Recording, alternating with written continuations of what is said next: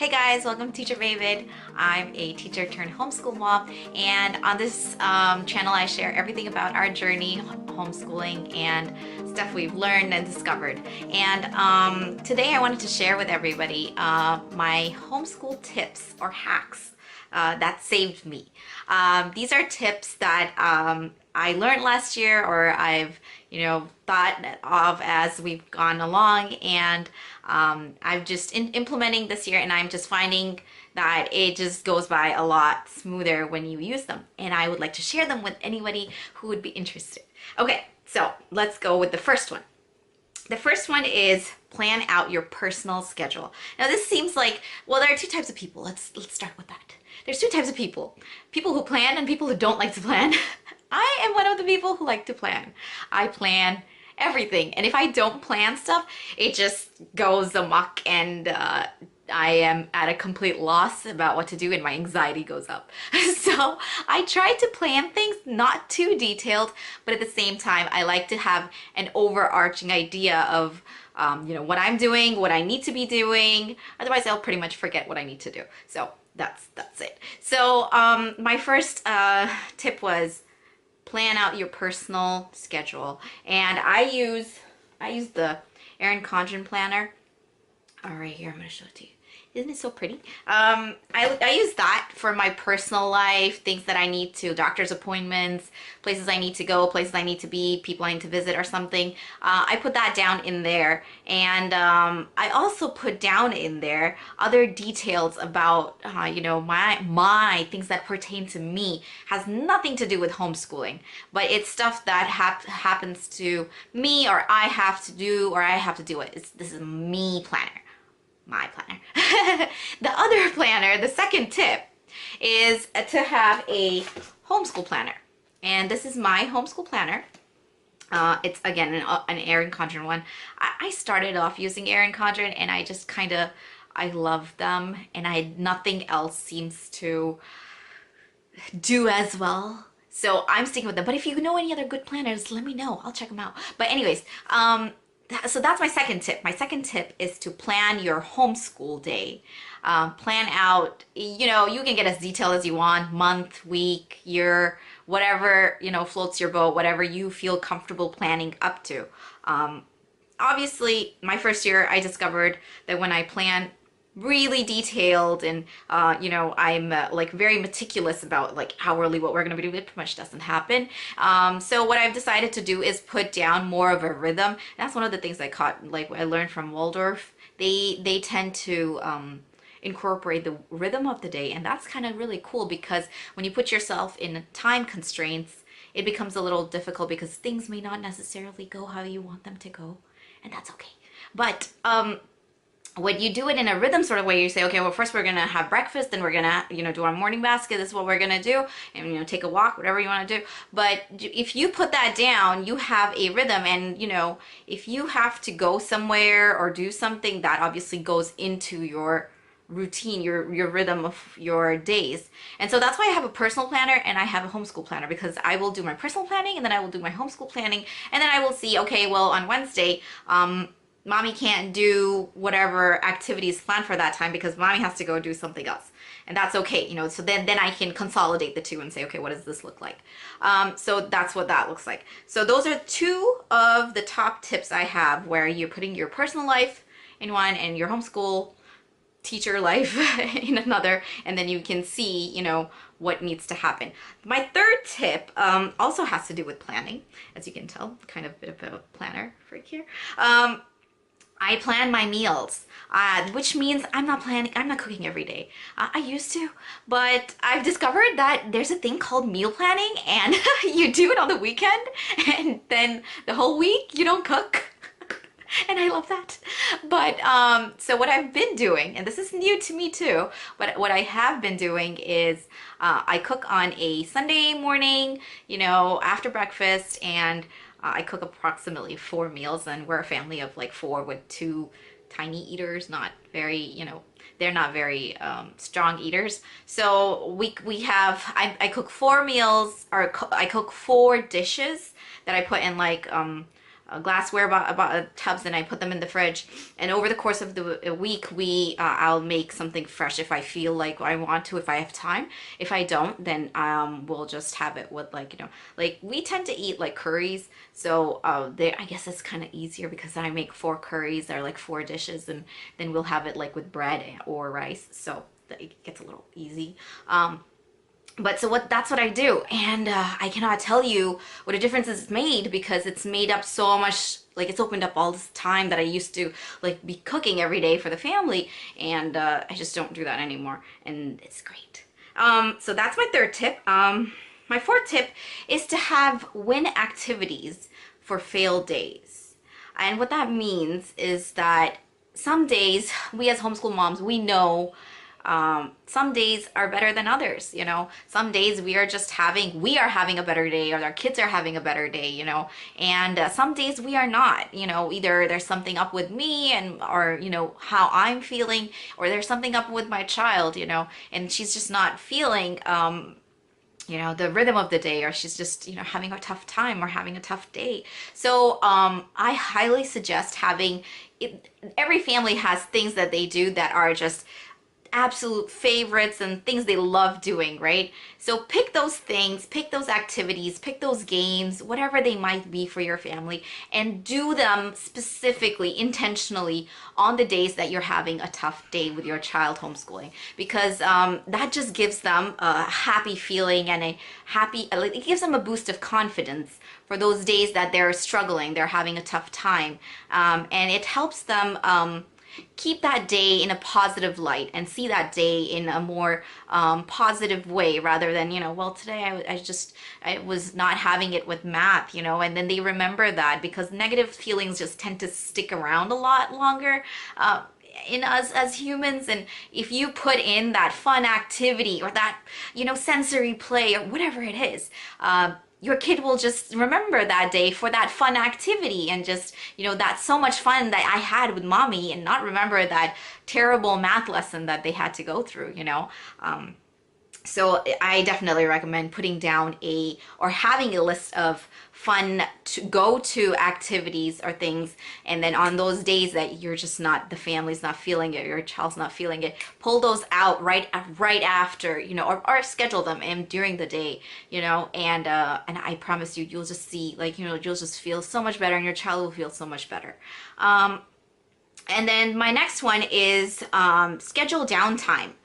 And reconnecting time. This is something I've learned over time, and I've heard people saying it, to have some time where but this is time where you're reconnecting with your child. It could be whatever you are doing with your child that you like to do. Like, if you guys like sewing together, you like knitting together, you like playing board games together, you like painting together or drawing together. These are obviously things that I'm thinking of, and I know that everybody out there has good ideas and things that they love to do with their family, and I would love to hear all of those ideas in the comments below, because I'm always looking for new ideas, and I know all of us homeschool moms are too. So put them down in the comments, because I would love to hear what you do with your family to reconnect. And I schedule that in during our day, where we're just like, this is downtime. This is time where we read together, or we read aloud together, or we eat together, whatever it might be for your family. The next tip is take time out for mommy. I know that everybody talks about it, and that mommy care is important, but it is so important.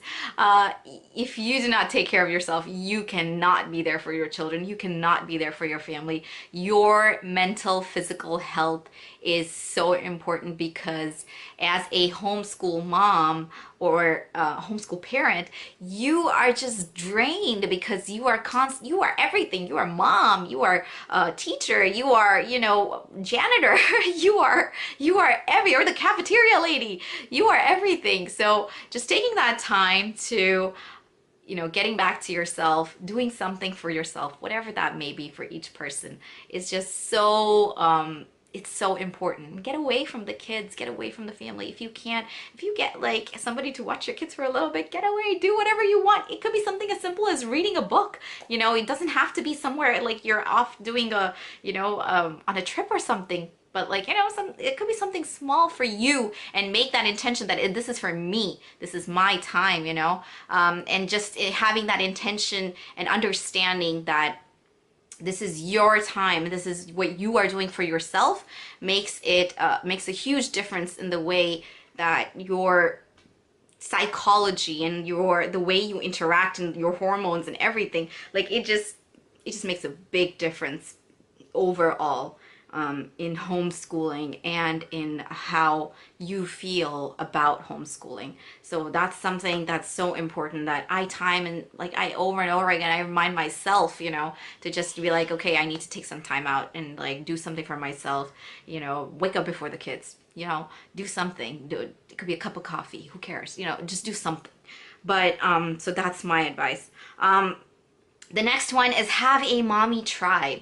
And I know that I'm sure you guys have heard the term tribe, but like having friends or, you know, people that you interact with, it could be anybody, it could be family members, you know, just having that group of people that you can go back to and say, you know, this didn't work or this didn't happen, or just venting to them or just talking to them, you know, just helps you. I mean, as long as, like, you know, as you're not interacting with little children all the time, you are when you're homeschooling. It's just inevitable. But having that, you know, people as a support system just gives you a little boost, gives you confidence, gives you like the support you need in order to just continue going on homeschooling and not burning out.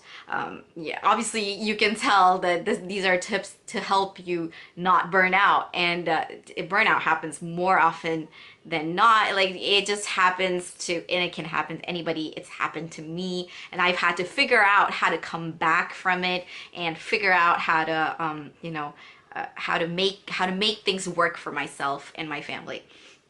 Because at the end of the day, homeschooling is a commitment, and this is a commitment you make for yourself, and nobody's asking you to do it. Nobody's, you know, forcing you to do it. You are making this commitment, and if you do not figure out how to make it work, then it's not gonna work, you know. So all right, so what are some of the other tips? I'm looking at my phone right here, so bear with me. But the next one is to feed your passion. Now, everybody is passionate about different things, and us as moms, when we become moms, we forget, because now we are just passionate about our children and what we want them to do next, right? But it's just so important to, again, taking that time out for yourself and doing something for yourself and being present for yourself as well, and you know, doing something that you're passionate about, whether it's cooking, baking, whatever it is. You know, it could be hiking, you know, do something that's just detoxing for yourself, something that you're passionate about, that you love doing. Just do it. Just take out that half an hour and just do it. So yeah, that's just so important. I'm trying to get back into my passion. I love painting, and I'm just trying to get back into it and trying to, you know, figure out ways where I can do it, as well as well, actually, I used to be so passionate about painting. I mean, this is a side story, but anyways, like, I used to be so passionate about painting, and then after my kids were born, I was passionate about homeschooling, and homeschooling kind of took over as a passion, you know. And I'm trying to bring back that passion I had for art and, like, you know, painting and stuff, because that's a different part of me that I'm awakening and, you know, learning from as I go along, and trying to figure out where does it fit, you know, where it fits in my life today. So that's one of the tips I had. The last tip that I'm gonna throw out, and I know that people are gonna be really grr about it, but I'm gonna throw it out anyway, and that is to be present. And this is something my mom actually keeps telling me, or kept telling me, and she was like, you know, you're doing everything that's great, but like, you know, you have to be present with your children. You're on the phone all the time, you know. Again, because I was on Instagram, or like, you know, trying to watch other moms on YouTube, and there are some great ones out there, but just putting that phone away during that time period when you're homeschooling, or during the time when you are being present for your children, is so important, because we live in an age of social media, and social media is everything, right? And everything runs on networking and social media and how you interact with people. But it's just so important to just take that time to close down those just to put your phone away, and to be there for your children. Dedicate a time when you are working, when you're working on whatever it is that you're doing on social media, and or whatever you need the phone for.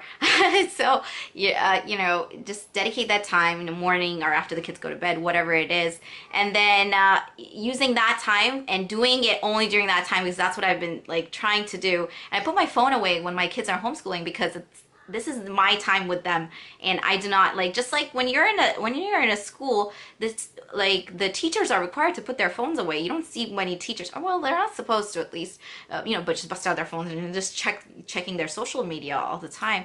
And we live in an age where that becomes necessary when you're just doing so many things and you want to respond to people and stuff. But at the same time, you have to understand why you do what you do, and you homeschool for your children, right? So you want to make sure that they feel that you are present during that time frame and during that time period when you are homeschooling. So that's been a really game changer for me, because I feel it's just changed the way we've been interacting in our homeschool, and hopefully for the better. But like, definitely don't go into the extreme, and do make sure that you get in that time to check your messages or do whatever it is that you need to do. But those are some of my tips. I would love to hear yours.